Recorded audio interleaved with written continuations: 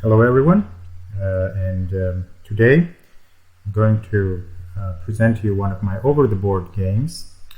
I'm playing in Racha Open 2022. It's taking place in Umbrella, and my goal is to, in the classical games, to get a plus score first of all, because I haven't played for 8 years. I have literally no experience in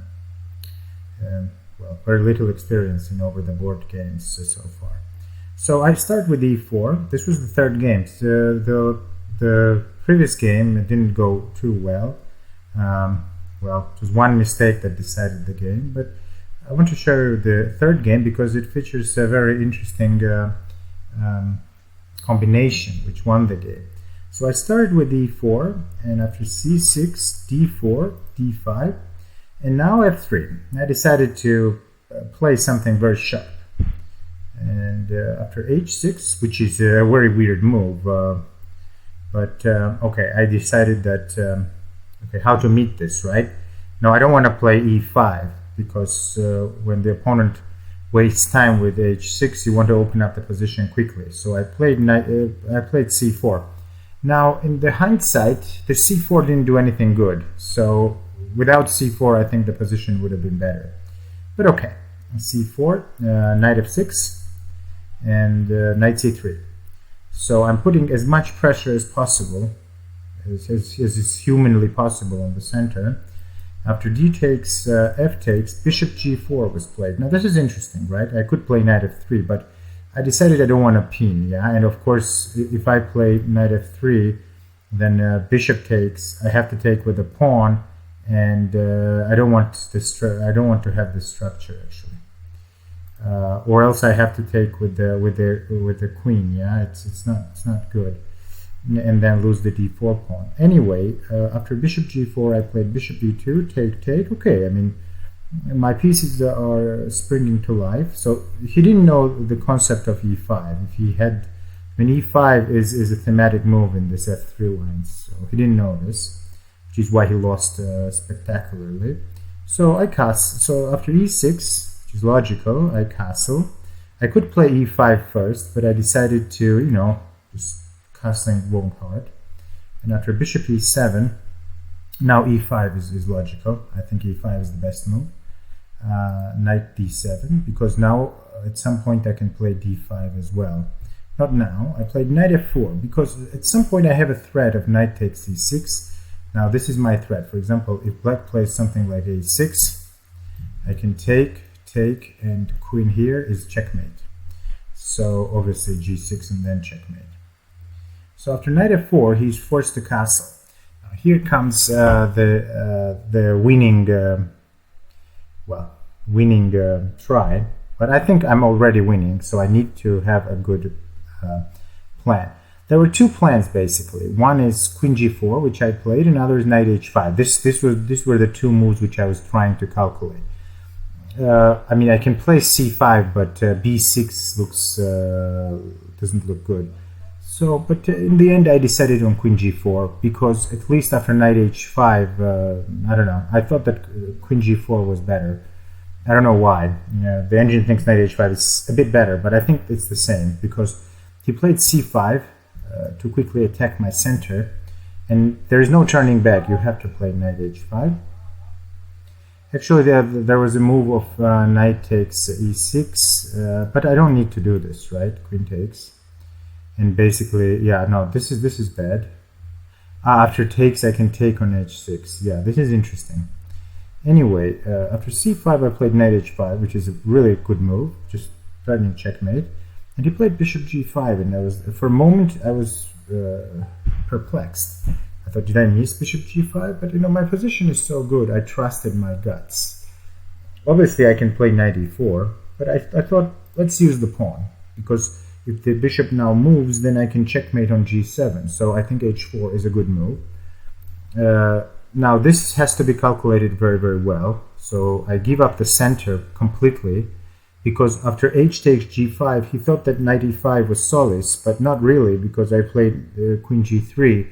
And now I'm attacking the h6 pawn. I'm also attacking the knight. So this is just dead. dead lost. I mean, he could take here, and I would take here, obviously. f6 is the only move, right? There's no other move. And then I check. But I think, yeah, queen b6 check first. King moves. I think king moves. I mean, I can play bishop here too, but there's always some counterplay here. Well, anyway, I mean, okay. But I was ready for this. He didn't play this. He played knight g6.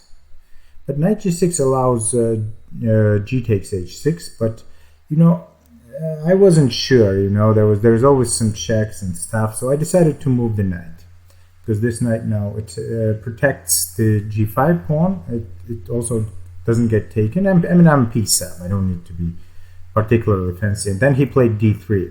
Now d3, and I think you all understand, because if I play h3 now, then he has queen d4 check, king here, and queen takes. This is his plan, and obviously I don't have any advantage, maybe slight advantage. But I think that after d4 I came up with a very cool move, which is g takes h6.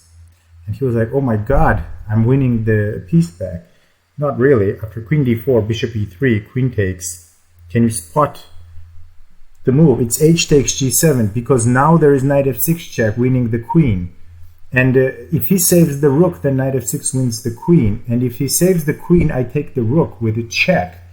So here it's completely lost. He didn't see this line. He didn't see this. He thought that queen d4 and queen takes e4 was his threat, but not really. After h takes, this h takes g7 simply wins the game, because the pawn is protected, so the king cannot take it, and then knight f6 check is winning. So after takes, I took, and then queen takes g6, and here black resigned. I think it's clear that well, there's a checkmate here. So I think f5, right? I mean, queen is very passive, so f5. But okay, I mean, this is completely lost. I don't know which way it's lost, but it's definitely lost. I don't know. Rook c1 looks good to just get in the c file.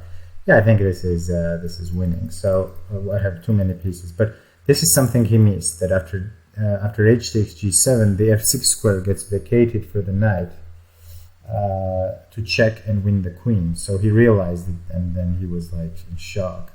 But I think the whole game was good. I think after knight fd7, I think that I played very well. I think there were no mistakes in my attack. So hopefully I win tomorrow's game and finish with a good score. At the moment I have 2 wins out of 3 games, so it's not too bad. So I can I will still finish with a good score. So in any case, but this was an easy game. I think he's a6, but I think the whole idea is that he didn't know that in this variations, e5 is a crucial move. I mean, here I think this is where he made a big mistake. Here I think e5 is the correct move. And now I would play d5, yeah? I would play d5. And okay, the game continues. I mean, I would play d5 most likely. And white has a slight advantage in that, I don't know, anything can happen, because you always have bishop c5, right? Knight g3. And now we have f5 square, so you castle. I mean, okay, queen e2 probably to exchange this. I mean, I have a good position, I think. Obviously, there's a fight ahead, but I think this was the case. So in the end, I think after queen g4, I played absolutely fine. It seems knight e4 is good too, but I didn't know. I thought that h4 simply won the game. Only thing I was afraid of was I think I was afraid of d takes c3 because I wasn't sure. I wanted h takes g6. And after knight here, this is what I wanted, and then probably h takes g7. Or I thought of this, and I thought that after f6, h takes, yeah, this was my idea. But I think knight takes f6 simply wins the game, yeah. So this knight g6 was very interesting move, but I think it's still winning after g takes h6, because if this tactic doesn't work, because I always thought that I can always play king h1 and solidify my position. But of course, if you have bishop e3, you don't need king h1. But this h pawn really helped me a lot. Thank you.